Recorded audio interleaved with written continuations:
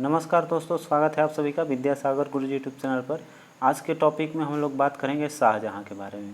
तो शाहजहाँ का जो जन्म होता है वो 1592 ईस्वी में लाहौर में शहजादा खुर्रम का जन्म होता है। अर्थात शाहजहाँ के बचपन का नाम क्या है? खुर्रम। और उसकी माता मारवाड़ के शासक उदय सिंह की पुत्री जगत गोसाई थी। माता का नाम जगत गोसाई था। तो जैसे पिछले वीडियो में हम लोगों ने पढ़ा था कि खुर्रम और खुसरो दो भाई हैं, दो शादी किया था आपका जहांगीर ने। तो जहांगीर का जो एक बेटा होता है खुर्रम और एक बेटा होता है खुसरो। तो खुर्रम जो है वो जगत गोसाई का होता है जिसकी पत्नी थी, और दूसरा होता है खुसरो जो कि आपको मानसिंह की बहन मानबाई का वो पुत्र होता है। ठीक है, तो यहाँ पर खुसरो और खुर्रम दोनों क्या होते हैं? भाई हो गए। तो अब करा है 1600 आगे चलते हैं। 1612 ईस्वी में आसफ खां की पुत्री जो है अर्जुमंद बानो बेगम, ठीक है, किससे विवाह होता है इसका? अर्जुमंद बानो बेगम से उसका विवाह हुआ, जो इतिहास में मुमताज महल के नाम से विख्यात हुई। इसका नाम, प्रचलित नाम क्या है इतिहास में? मुमताज महल। सॉरी, बेगम बोल रहे हैं, मुमताज महल है यहाँ।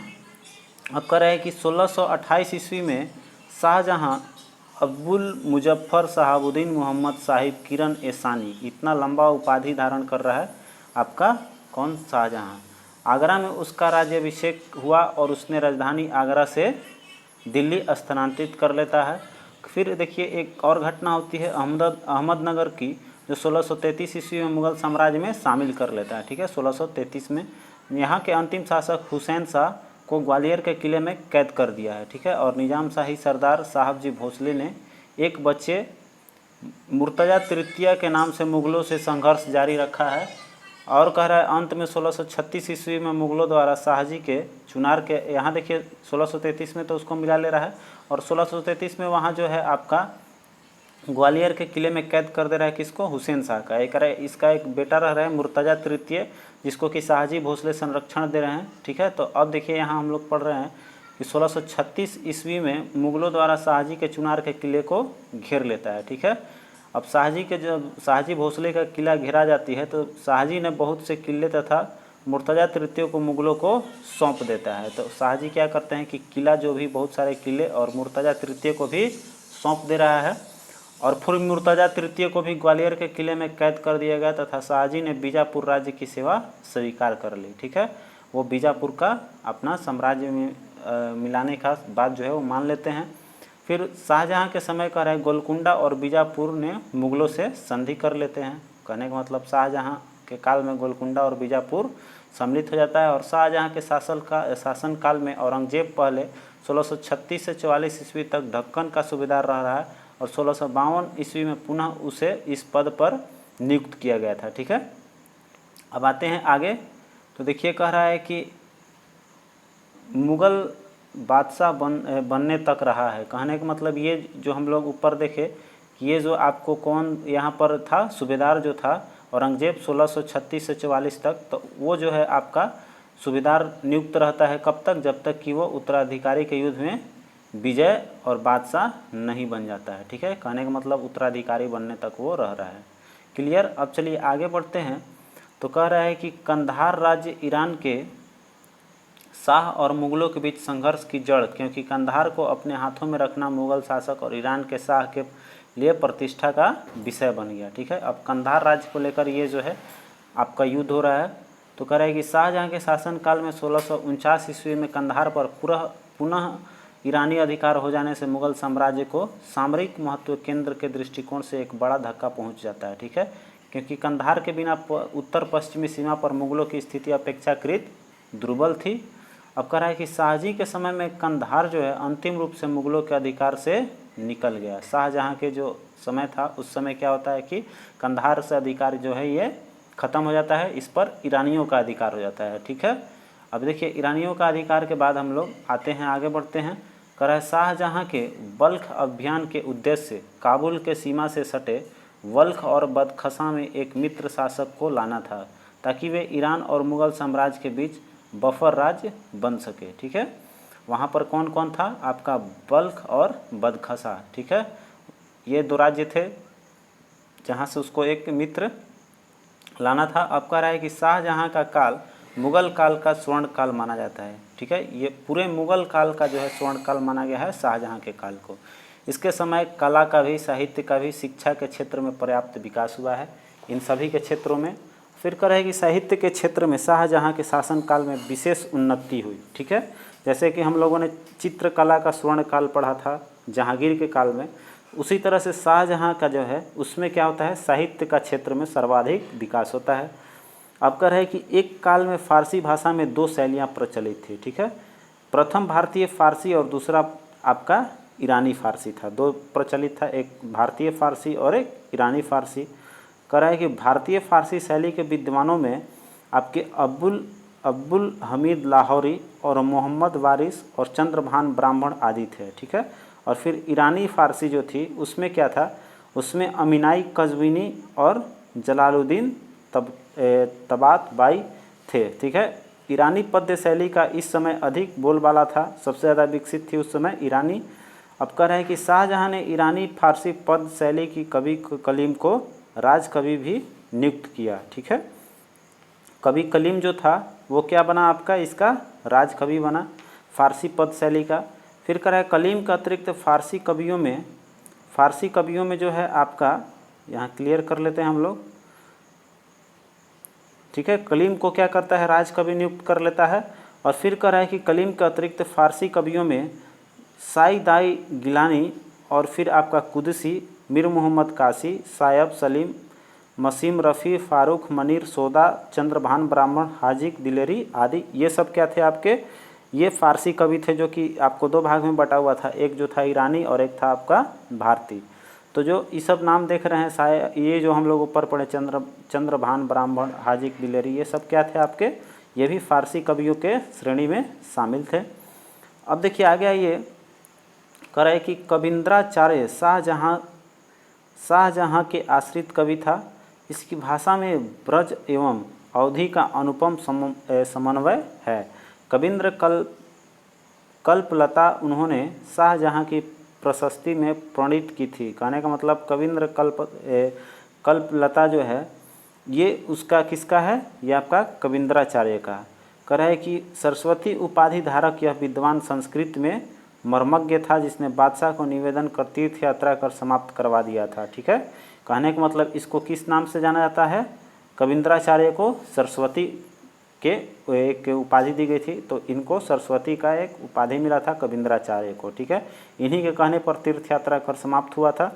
अब कह रहा है कि ताजमहल के निर्माण के लिए शाहजहाँ ने भारत, ईरान एवं मध्य एशिया के डिजाइनरों, इंजीनियरों एवं वास्तुकारों को एकत्र किया था। ठीक है, ताजमहल की वास्तुकला में भारतीय, ईरानी और मध्य एशियाई वास्तुकला को संतुलित समन्वय दिखाई पड़ता है। ठीक है, कहने का मतलब ताजमहल जो है वो किस किस वास्तुकला से प्रभावित है, तो भारतीय, ईरानी और मध्य एशियाई वास्तुकला से। क्लियर है।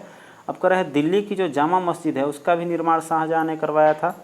अब कह रहे हैं शाहजहाँ द्वारा निर्मित इमारतों में क्या क्या है, आप पढ़ लीजिए, अच्छी तरह से याद रखेंगे, क्योंकि इसमें देखिए दीवाने आम, दीवाने खास, शीश महल, मोती मस्जिद, खास महल, मुसम्मन बुर्ज, नगीना मस्जिद, जामा मस्जिद, ताजमहल और लाल किला, ये सब किसने बनवाया था, आपके शाहजहाँ ने। क्लियर है।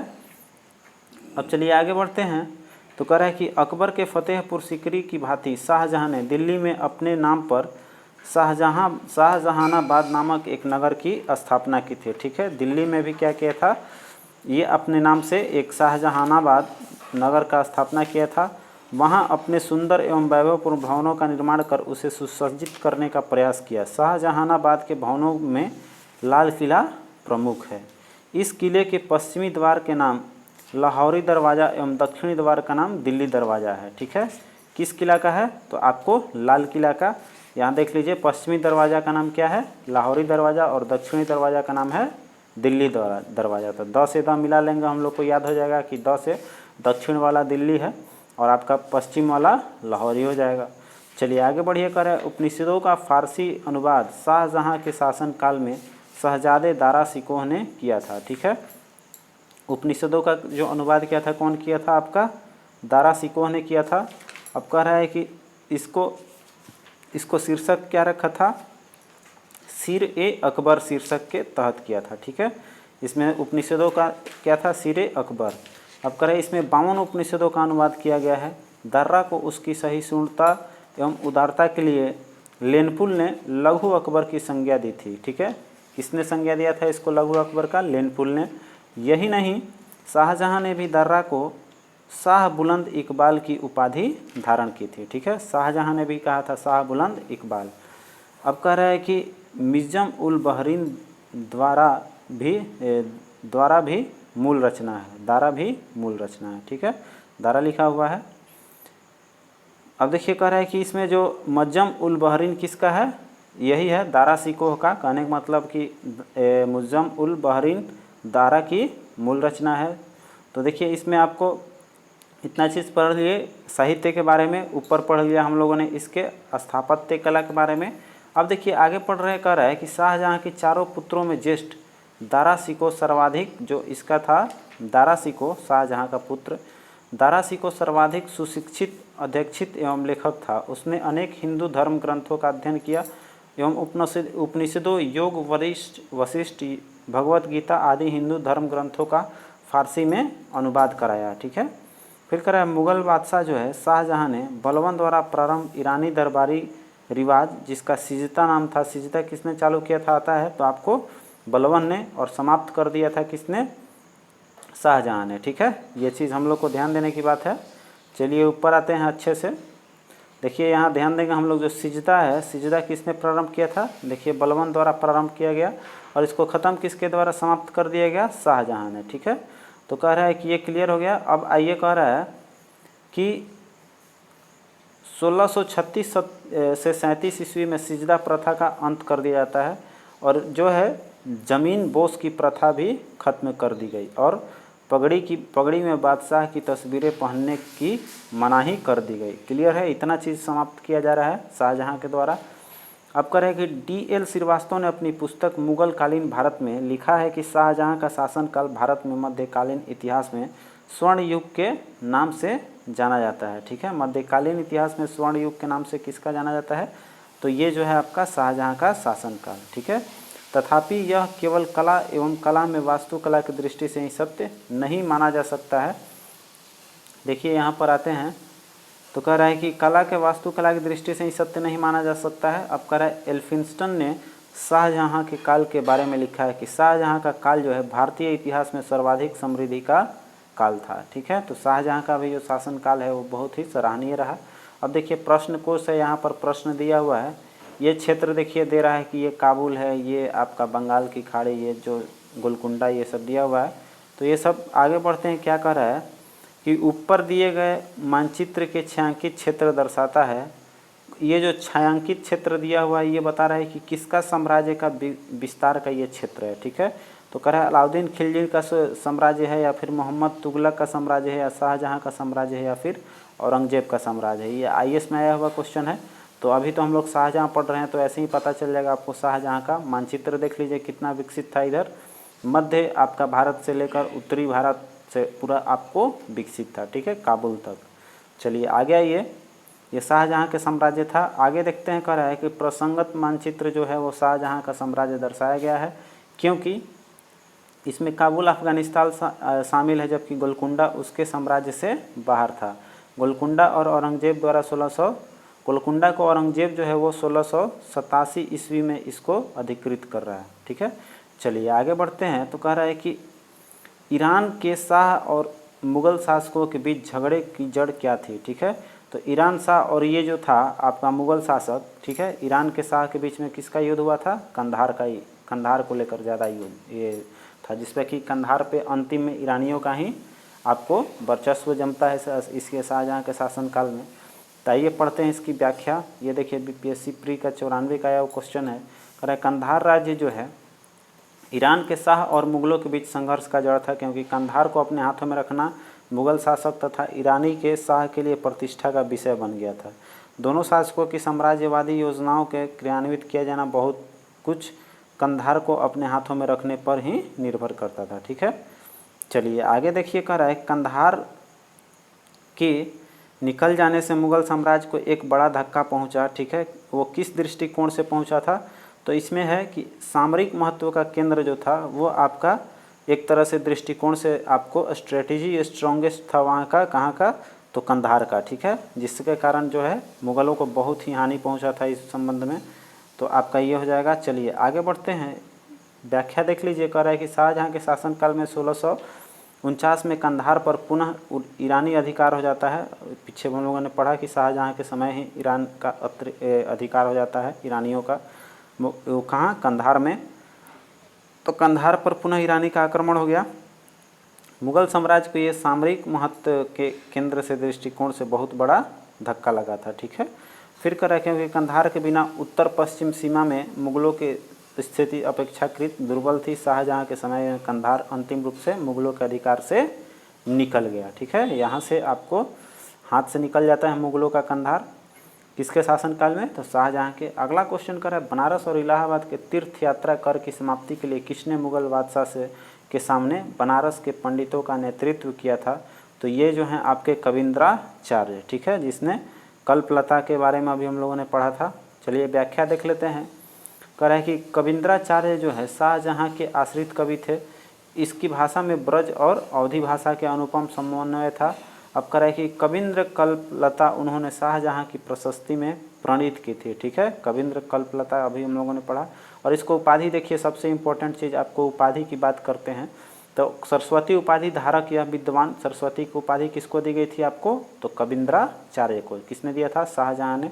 अब कह शाहजहाँ ने इसको दूसरा ये दिया था, नहीं, शाहजहाँ की ही उपाधि है। ठीक है, वो तो आपको दारा सिकोह ने दिया था वो चीज़। तो आपको ये देखिए, सरस्वती उपाधि धारक यह विद्वान संस्कृत के मर्मज्ञ था। उसने बादशाह से निवेदन पर क्या किया था? बनारस और इलाहाबाद के तीर्थ यात्रा कर को समाप्त कर दिया था। ठीक है, अगला कह रहा है कि शाहजहाँ ने बल्ख अभियान का उद्देश्य क्या था? तो बल्ख अभियान का था कि काबुल के सीमा से सटे बल्ख और बदखसा से एक मित्र शासक को लाना था। क्लियर है?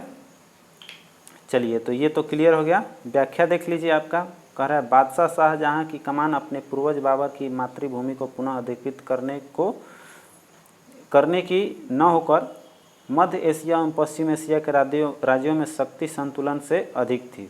उसने बल्ख अभियान के उद्देश्य काबुल से सीमा सटे बल्ख और बदखसा के एक मित्र शासक को लाना था, ताकि वह ईरान और मुगल साम्राज्य के बीच जो बफर राज्य बन सकता था वो चीज़ बनाना चाहता था। ठीक है, अब देखिए कह रहा है कि निम्न में से कौन शाहजहाँ के शासनकाल के राज्य कवि थे? तो इसमें देखिए आपको उसके शासनकाल का राज्य कवि कलीम है। ए ऑप्शन आपका सही हो जाएगा। अब कह रहा है कि शाहजहाँ ने ईरानी फारसी पद्य शैली के कवि कौन थे? कलीम थे, जो विख्यात कवि थे। अबू जलीह को राज कवि नियुक्त किया था। ठीक है, कलीम जिसका नाम क्या था आपको? अबू जलीह। ये जो शाहजहाँ के शासनकाल में ये था आपको राज्य कवि था। और कलीम के अतिरिक्त फारसी कवियों में कौन कौन थे? तो फारसी कवियों में ऊपर नाम हम लोगों ने पढ़ा है, सईदाई गिलानी, कुदसी, मीर मोहम्मद कासी, सायब सलीम, मसीह रफ़ी, फारूक फनी मुनीर, सोदा चंद्र भान ब्राह्मण, हाजिक दिलेरी आदि ये सब थे। ठीक है, अब देखिए मुमताज़ महल का असली नाम क्या था? तो ऊपर हम लोगों ने पढ़ा मुमताज़ महल का अर्जुमंद बानो बेगम, जिससे कि आपको विवाह होता है किसका? ठीक है, चलिए आप आगे बढ़िए। कह रहा है व्याख्या पढ़ लीजिए। तो कह रहा है कि आसफ़ खां की पुत्री, ये आसफ़ खां की पुत्री थी कौन? अर्जुमंद बानो बेगम, जिसका कि आगे चलकर नाम मुमताज़ महल पड़ता है। ठीक है, अर्जुमंद बानो बेगम का विवाह मुगल बादशाह जहांगीर के पुत्र शाहजहाँ खुर्रम अर्थात शाहजहाँ के साथ होता है इसका विवाह। फिर कह रहा है भविष्य में अर्जुमंद बानो बेगम मुमताज़ महल के नाम से प्रसिद्ध हुई है। ठीक है, चलिए आगे चलते हैं। तो कह रहा है कि हिंदू और ईरानी वास्तुकला का प्रथम समन्वय हमें देखने को मिलता है। तो हिंदू, ईरानी और मध्य एशिया का जो उसमें मिलता है आपको किसमें मिल रहा था? ताजमहल में। चलिए आगे बढ़ते हैं। तो ये देखिए ताजमहल, ए ऑप्शन दे रहा है। ताजमहल के निर्माण के लिए जो है ये देखिए शाहजहाँ ने भारत, ईरान और मध्य एशिया के डिजाइनरों और इंजीनियरों एवं वास्तुकला को एकत्रित किया था। ताजमहल के वास्तुकला में भारतीय, ईरानी और मध्य एशिया का आ गया वो चीज़। तीनों का जो है इसमें संतुलित समन्वय दिखाई पड़ती है। ठीक है, आगे चलिए। कह निम्नलिखित में से किस मुगल बादशाह ने दिल्ली की जामा मस्जिद का निर्माण करवाया था? तो दिल्ली के जामा मस्जिद का निर्माण आपका शाहजहाँ ने करवाया था। सी ऑप्शन आपका करेक्ट हो जाएगा। आगे कह रहा है कि दिल्ली के जामा मस्जिद का निर्माण शाहजहाँ ने करवाया था। मुगल सम्राटों ने शाहजहाँ सबसे महान भवन निर्माण करता था। उसके काल में चित्रकार और स्वर्णकार की कला का कलात्मक संयोग हुआ। जामा मस्जिद दिल्ली के लाल किले से बाहर उच्च चबूतरे पर स्थित है। अब कह रहे इसके 3 प्रवेश द्वार हैं, जिसके पूर्वी द्वार पर बादशाह नमाज पढ़ने आया करता था तथा अन्य 2 प्रवेश द्वार जैसे कि उत्तरी और दक्षिणी थी। तो आपको बताया उत्तरी और दक्षिणी में साम्राज्य प्रजा आया करती थी, ठीक है। और उसके दरवाजे का नाम जैसे आपको वहाँ पर था, तो वो चीज़ भी याद रखना है कि उत्तरी दरवाज़ा का क्या नाम था और दक्षिणी दरवाज़ा का क्या नाम था। फिर देखिए आगे चल रहे हैं तो कह रहा है कि दिल्ली की प्रसिद्ध जामा मस्जिद का निर्माण किसने करवाया था। तो दिल्ली के जामा मस्जिद का निर्माण भी आपको शाहजहाँ ने करवाया था। आगे देखिए उत्तर व्याख्या आपको कह रहा है कि ऊपर का ही रहेगा। फिर निम्नलिखित में से किसने साम्राज्य की राजधानी आगरा से दिल्ली स्थानांतरित किया था। तो आपका इसका भी आंसर शाहजहाँ ही है, ठीक है। अब देखिए कह रहा है 1628 ईस्वी में शाहजहाँ अब्दुल मुजफ्फर शहाबुद्दीन मोहम्मद साहिब किरण एसानी की उपाधि धारण कर गद्दी पर बैठा। आगरा के उसका राज्याभिषेक हुआ और राजधानी कहाँ, आगरा से दिल्ली स्थानांतरित कर लिया है, ठीक है। शाहजहाँ कहने का मतलब कि राज्याभिषेक किया है कहाँ, आगरा में, और राजधानी लाकर रख दिया आपको दिल्ली में, ठीक है। अब कह रहे हैं निम्नलिखित में सुमेलित कीजिए तथा दिए गए कूट का सही उत्तर चयन कीजिए। तो देखिए अलाई दरवाज़ा कौन बनवाया था, बुलंद दरवाज़ा कौन बनवाया था, ये सब तो आपको पता है, ठीक है। तो आइए अब हम लोग डायरेक्ट आ जाते हैं। देखिए यहाँ मोती मस्जिद दोनों जो है, तो यहाँ ध्यान देना है, सीधे हम लोग व्याख्या पढ़ लेते हैं। आपका बुलंद दरवाज़ा अकबर है, अलाई दरवाज़ा आपका अलाउद्दीन खिलजी, तो ये सब हम लोग यहाँ पर पढ़ लेते हैं। देखिए अलाई दरवाज़ा अलाउद्दीन खिलजी, बुलंद दरवाज़ा आपका अकबर, फिर मोती मस्जिद आगरा का, आगरा में चूँकि आगरा में शाहजहाँ बनवाता है और दिल्ली में औरंगजेब बनवा रहा है, ठीक है। तो यहाँ पर ये क्लियर हो गया। चलिए आगे बढ़ते हैं। कह रहा है दिल्ली में लाल किले का निर्माण किसने करवाया था। तो शाहजहाँ ने करवाया था।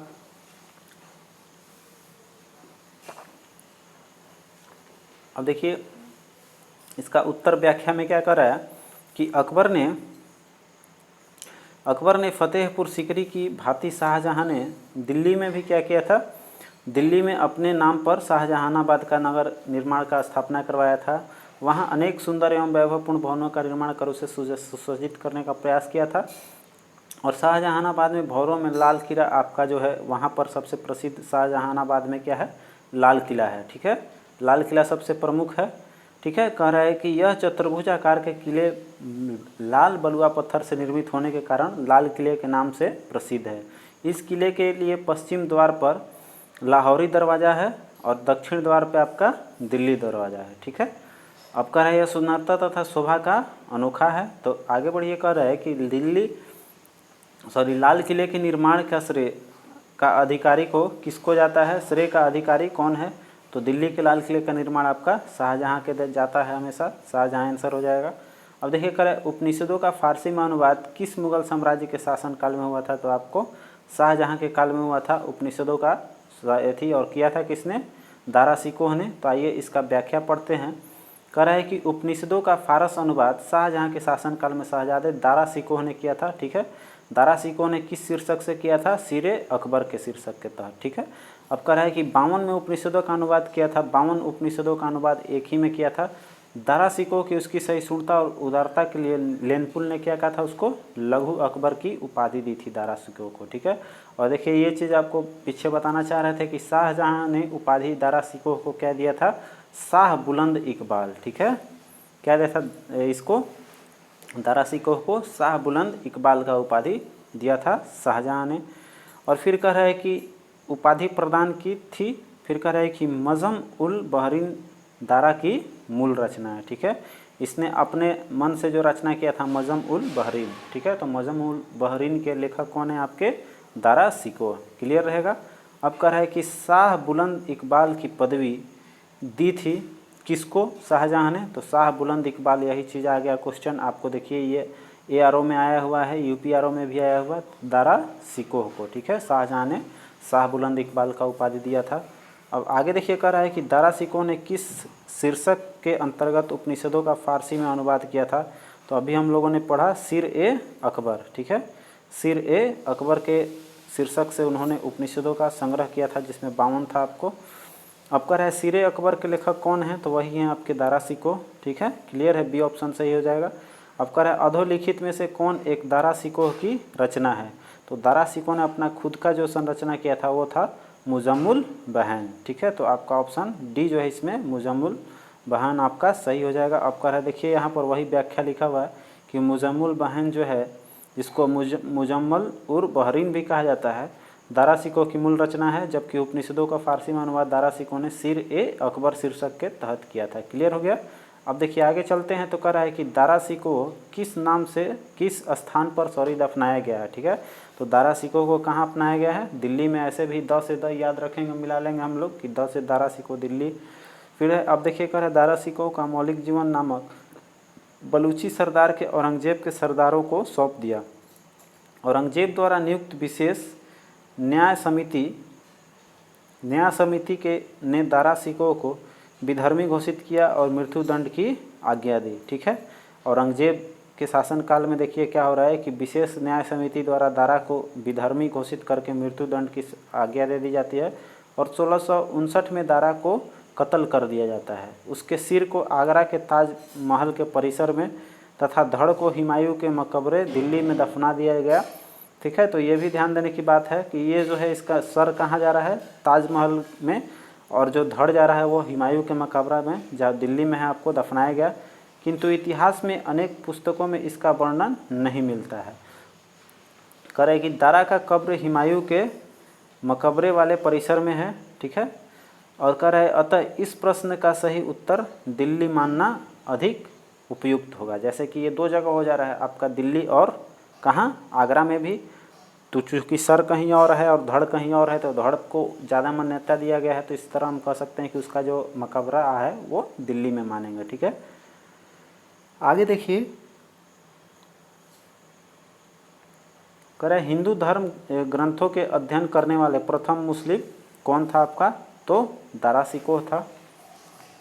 इसी के कारण उसने उपनिषदों का भी जो है वो संरचना किया था फारसी भाषा में। तो ये देखिए यहाँ पर वही चीज़ है, आपको पढ़ लेते हैं क्या कह रही है व्याख्या। कह रहा है कि विकल्पों में हिंदू धर्म ग्रंथों का अध्ययन करने वाला प्रथम मुस्लिम दारा शिकोह था। शाहजहाँ के चारों पुत्र ज्येष्ठ में दारा शिकोह जो है सर्वाधिक सुशिक्षित अध्येता एवं लेखक था। उसके अनेक हिंदू धर्म ग्रंथों का अध्ययन किया और उपनिषदों को, योग, वशिष्ठ, भगवत गीता और हिंदू धर्म ग्रंथों को फारसी में अनुवाद कराया था। ठीक है, चलिए आगे ये कह रहा है कि निम्नलिखित में से किस इतिहासकार ने शाहजहाँ के शासनकाल को मुगल काल का स्वर्ण युग कहा था। ठीक है, जैसे कि शाहजहाँ के शासनकाल को हम लोग मुगल काल का स्वर्ण युग कहते हैं, तो ये किस इतिहासकार ने कहा था, तो आपको A.L. श्रीवास्तव ने कहा है। ठीक है, चलिए A.L. श्रीवास्तव ने अपनी पुस्तक मुगल कालीन भारत में लिखा है कि शाहजहाँ के शासनकाल के भारत के मध्य युगीन इतिहास का स्वर्ण युग के नाम से जाना था। तथापि यह केवल कला और कला में भी वास्तुकला की दृष्टि से ही सत्य माना जा सकता है। J.N. सरकार और B.A. स्मिथ शाहजहाँ के काल में स्वर्ण काल मानने के पक्ष में नहीं है। अर्थात कहने का मतलब हमको याद देना है किस में है, A.L. श्रीवास्तव में ही आपको ये चीज़ स्वर्ण युग का युग, मुगलों का युग, मध्यकालीन भारत में जो है ये मुगलों काल का आपको स्वर्ण युग कहा है किसने, A.L. श्रीवास्तव ने। क्लियर है, चलिए आगे बढ़ते हैं। तो कह रहा है सुप्रसिद्ध कोहिनूर हीरा शाहजहाँ को किसने उपहार में दे दिया था। ठीक है, तो ये जो है मीर जुमला को इसने शाहजहाँ ने कोहिनूर हीरा जो है वो आपको उपहार के रूप में दे दिया था। ठीक है, तो मीर जुमला का जो है वास्तविक नाम क्या है, मोहम्मद सैयद था। यह मूल रूप से कहाँ था, आर्दिस्तान का रहने वाला था। वह व्यापार व्यवसाय करने के उद्देश्य से गोलकुंडा चला आया और प्रारंभ में यह हीरे का व्यापार करता था। बाद में यह गोलकुंडा के सुल्तान अब्दुल्ला कुतुब शाह की सेवा में जाकर वजीर की पद प्राप्त किया। बादशाह शाहजहाँ जो है मीर जुमला को 5000 का मनसब तथा उसके पुत्र मोहम्मद अमीन को 2000 का मनसब प्रदान किया। इससे खिन्न होकर गोलकुंडा के सुल्तान अब्दुल्ला कुतुब शाह ने मीर जुमला के परिवार तथा संपत्ति को जब्त कर लिया। इससे क्रोधित होकर शाहजहाँ ने औरंगजेब को गोलकुंडा से युद्ध करने के लिए भेजा और पर दोनों में संधि हो गई। ठीक है, वहाँ पर संधि हो जाती है। यहाँ मीर जुमला भी औरंगजेब से आ मिला। शाहजहाँ ने कह रहा है कि मीर जुमला को आगरा वापस बुलाया और मुअज्जम खां की पदवी से सम्मानित किया। ठीक है, तो हम लोग को याद रखना है कि जो आपको मीर जुमला है उसको कौन सा मिला, मुअज्जम खां की पदवी मिलता है। ठीक है, आगे बढ़िए कह रहा है कि इस अवसर पर मीर जुमला अपने साथ बादशाह के लिए अमूल्य भेंट लेकर आया। इसी अवसर पर उसने शाहजहाँ को कोहिनूर हीरा को भेंट दिया था। ठीक है, इसी पर क्या हुआ कि जो आपको मीर जुमला है वो शाहजहाँ को कोहिनूर हीरा भेंट में दिया, जो मूल्य तथा सौंदर्य में संसार में अद्वितीय समझा जाता है। अब कह रहा है कि किस मुग़ल बादशाह ने बलबन द्वारा प्रारंभ किया गया दरबारी रिवाज सिजदा को समाप्त कर दिया था। तो सिजदा को समाप्त किसने किया था, शाहजहाँ ने। ठीक है, ये चीज़ ऊपर हम लोगों ने पढ़ा था कि बलबन प्रारंभ किया सिजदा और समाप्त किया शाहजहाँ ने। अब देखिए यहाँ पर आइए व्याख्या देख लेते हैं। तो कह रहा है कि मुग़ल बादशाह शाहजहाँ ने बलबन द्वारा प्रारंभ ईरानी दरबारी रिवाज सिजदा समाप्त कर दिया। 1636-37 में सिजदा प्रथा का अंत कर दिया जाता है। और फिर कह रहा है कि जीवन बोस की प्रथा को ख़त्म कर दे रहा है शाहजहाँ। पगड़ी में बादशाह की तस्वीर पहनने से मना कर दे रहा है, मतलब ये भी बंद हो जा रहा है। और धार्मिक दृष्टिकोण से उदाहरण के रूप में प्रस्तुत की जाती है ये सब चीज़। और फिर कह रहा है सिजदा साष्टांग दंडवत प्रणाम जैसा होता था। ठीक है, सिजदा क्या है, पढ़ लीजिए थोड़ा सा सिजदा के बारे में। ठीक है, तो सिजदा कह रहा है कि ये साष्टांग दंडवत प्रणाम जैसा होता था, जो इस्लामी परंपराओं के अनुसार केवल खुदा के लिए ही किया जा सकता था। ठीक है, इन बातों पर ध्यान देकर चाहार तस्लीम की प्रथा लागू कर दी गई, किंतु मनुची बताता है कि बाद में चाहार सलीम और सिजदा में भेद कर पाना कठिन हो पाया है। ठीक है, मतलब ये दोनों लगभग एक ही जैसा बताया गया है मनुची द्वारा। तो देखिए ये आपका जो है आज का टॉपिक समाप्त होता है। आगे मिलते हैं, अगले टॉपिक लेकर आएंगे। ठीक है, घटना चक्र चूँकि हम लोग का बहुत ही इंपॉर्टेंट बुक है, BSSC CGL या फिर BPSC का कोई भी एग्ज़ाम दे रहे हैं तो देखिए जितने भी क्यूरीज है मैंने पिछले वीडियो में डाला है वो भी आप जाकर देख लीजिएगा। बहुत ही अच्छे से व्याख्या किया है आपका जितना भी क्रांतिकारी विद्रोह है। ठीक है, तो मिलते हैं अब अगले वीडियो में, तब तक आप अपना ख्याल रखिए। जय हिंद।